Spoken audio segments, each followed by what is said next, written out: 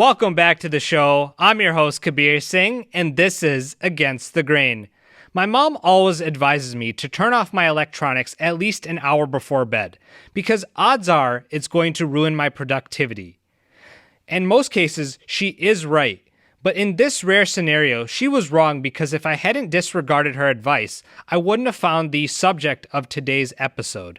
In a world where there is a distrust of teachers and of the education system because kids are being taught subjects that they are way too young for, we have a shimmer of hope. Meet 24-year-old kindergarten teacher from New Orleans, Alara Paget. And I'm super excited to talk about her today. But before we do, make sure that you like this video, comment on the video, subscribe to this channel if you have not already, and hit that notification bell. I first found out about her because of CBS. And the video they showed is too cute because not only is she teaching us, or her students, about what happens in the real world, but she's keeping it in a low-stakes, fun environment. Roll the clip. Alara Paget is her name. She does something special for her young kids, teaching them about financial literacy. Check it out. What is today? Have your wallets out in 3, 2, 1. I said wallets, not crayons. Friends that had a class job. How much money are you getting? $10. Remember, after we get paid, we have to pay back or bills? Bills. How much is your rent? $2. Thank you. Welcome. Thank you. Look at all my rent. You're giving bonuses to friends That's that way score too cute. advanced or mastery on their math test. Got some money now. How y'all feeling? I'm about to be broke. That's how I feel every day. I love the sassiness of those kids. I'm about to be broke. You're taking all my money. Me too, kid. Me too. Jokes aside, there's so many valuable lessons that these kindergartners are learning. Number 1, keeping track of the bills that you owe. Number 2, increasing your pay through achievement. Number 3, holding yourself accountable to make financially smart decisions with the money that you have. And notice how there is a mutual respect going on between the teacher and the students. And I also love how she isn't taking these lessons way too far, because the obvious reality is that sometimes life deals all of us a very hard hand, and sometimes the most financially savvy people won't be immune to it.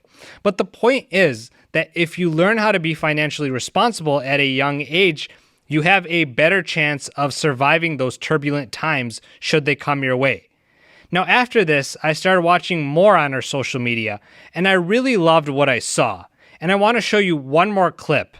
But for context, before we show it, there's a wall of circles, and each circle represents a certain action. And whatever the student taps, that's what they're going to greet each other with. Let's watch.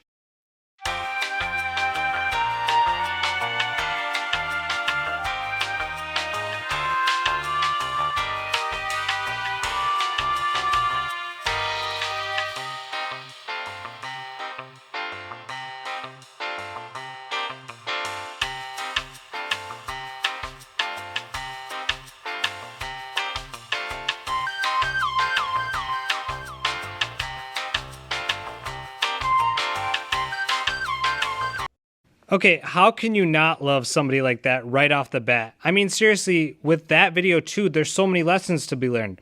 Number 1, with the handshakes, that's how people interact in the business world. Number 2, with the hugs, she's reminding you that you are loved and deserve to be loved and deserve to be treated with kindness. Number 3, with the dancing, she's encouraging you to stay true to your inner child. And lastly, with the elbow bumping, she's reminding us that some people like their boundaries. Not everybody likes to be hugged, and that's totally fine. She talks about on her social media wanting to create a safe space for her students, and she truly embodies that, because a safe space is allowing kids to be kids and express themselves in healthy ways. And you can see from those videos that they're doing just that. We've seen quite a few instances of elementary, kindergarten teachers discussing explicit topics with their students and claiming they want to make a safe space for them. But in reality, it's not about the students' needs at all. It's about them needing to be affirmed and validated by their students. You make me sick. Somebody commented and said, "Some people were born to work with children. It truly does take somebody with a big heart and an ability to put other people before them to be a teacher."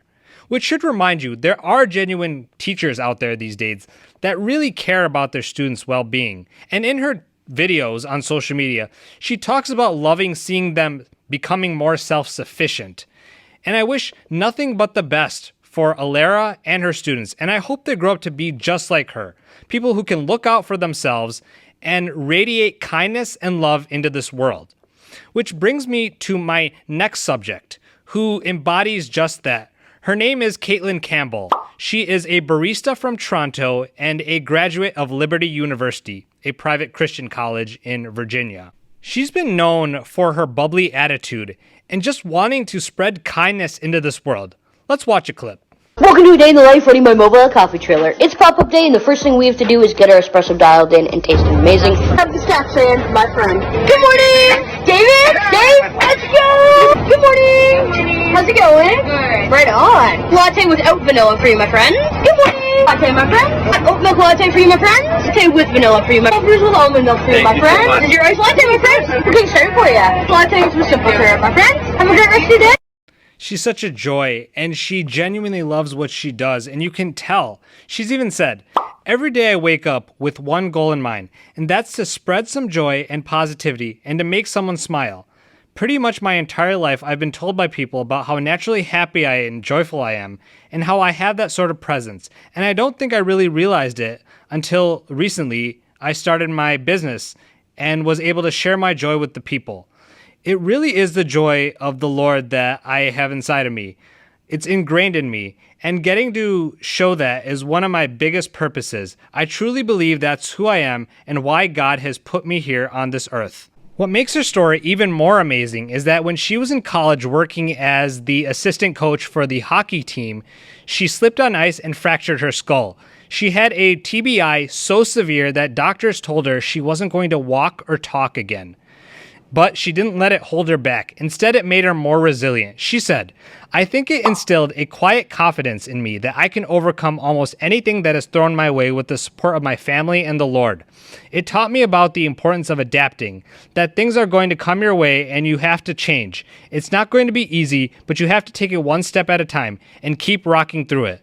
And with that perseverance, she graduated. She moved back home to Toronto, where she's from, where she dedicated her life to coffee, which she loved. She started selling to local fairs and trade shows, and when COVID shut that down, she started selling it online. She also used her social media to show off her personality. People loved it so much that they wanted to see her in person. So she bought a trailer and set up shop. And in that time, she's amassed over 1 million followers on TikTok. And she uses her social media presence to discuss not only how she's proud of herself for overcoming what she did, which she should, but she also sends us the message that our past don't define us. Pain can make us bitter, or it can make us better. We can use that pain to hold ourselves back, or we can use it as fuel every day to move forward. Let that pain remind you every day to get back up and push harder. Both of these women are doing amazing work, and if you are looking for any sign of inspiration today, this is it. Hey, thank you so much for watching. Like and subscribe if you haven't already, and if you're new to this channel, watch some of these videos. Also, feel free to follow me on social media. Until next time.